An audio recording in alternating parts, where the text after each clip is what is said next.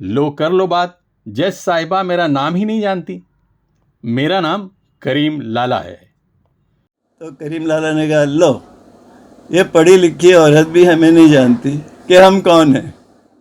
दरअसल ये शराफत खान की किताब का एक छोटा अंश है। मुंबई के अंडरवर्ल्ड डॉन के शीर्षक से एक किताब लिखी है क्राइम की दुनिया के मशहूर हिंदी वीकली बॉम्बे प्रेस के एडिटर शराफत खान ने।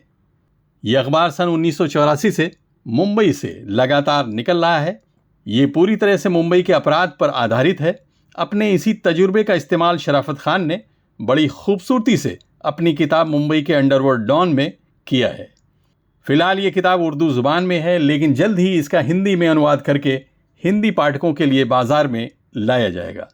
वैसे तो इस किताब में शहर के सभी कुख्यात आपराधिक गैंग से जुड़ी सच्ची कहानियां पढ़ने को मिल जाएंगी, लेकिन शराफत साहब ने करीम लाला से जुड़ा एक किस्सा कलमबंद किया है जिसे पढ़कर आपको हंसी आ जाएगी।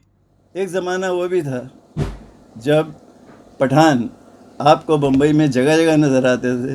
हर जगह चौकीदार हो, किसी होटल का चौकीदार हो या किसी फैक्ट्री का मुलाजिम, फैक्ट्री के चौकीदार हो या दूसरी कंपनियों के चौकीदार, उसमें ज़्यादातर पठान होते थे। पठानों को लिया जाता था और पठानों का बड़ा गैंग यहाँ अरब गली के कॉर्नर पर, नेक्सात होटल के सामने या दिल्ली दरबार के पास ये लोग रोज़ जमा होते थे।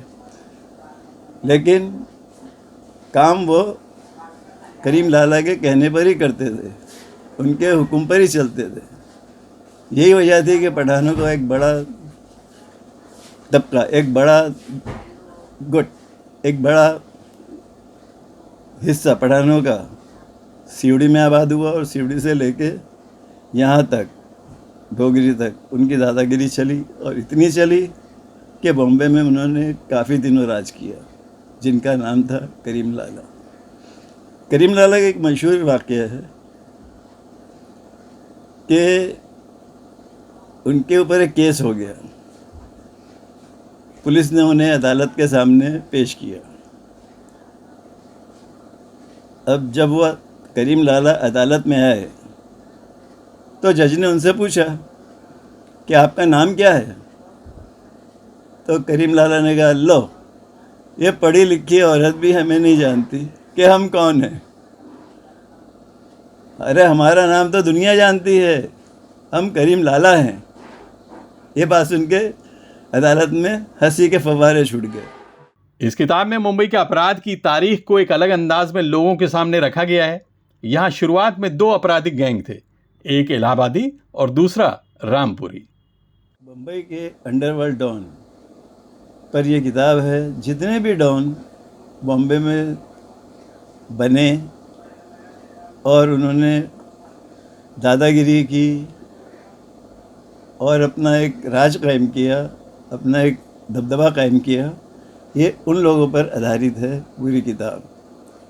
इसमें शुरू से लेकर आखिर तक, जहाँ तक मेरी जानकारी और मेरी मालूमात का ताल्लुक़ है, मैंने इस किताब में इन सभी वाक़यात को समो दिया है।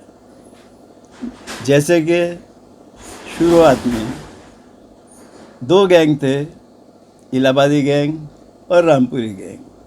ये दोनों आपस में लड़ते थे, झगड़ते थे और अपना दबदबा कायम करने के लिए, लोगों को डराने धमकाने के लिए इस तरह से करते थे काम कि लोग इनको देखकर या इनकी लड़ाइयों को देखकर उनसे डरें, दबें और उनका कहा माने। इस किताब को एक इंटरव्यू में समेटना काफ़ी मुश्किल काम है, क्योंकि ये किताब 383 पेज की है, जिसमें ऐसी रोचक घटनाएं पढ़ने को मिलेंगी जो आमतौर से आपको कहीं दूसरे अखबारों में पढ़ने को नहीं मिली होंगी।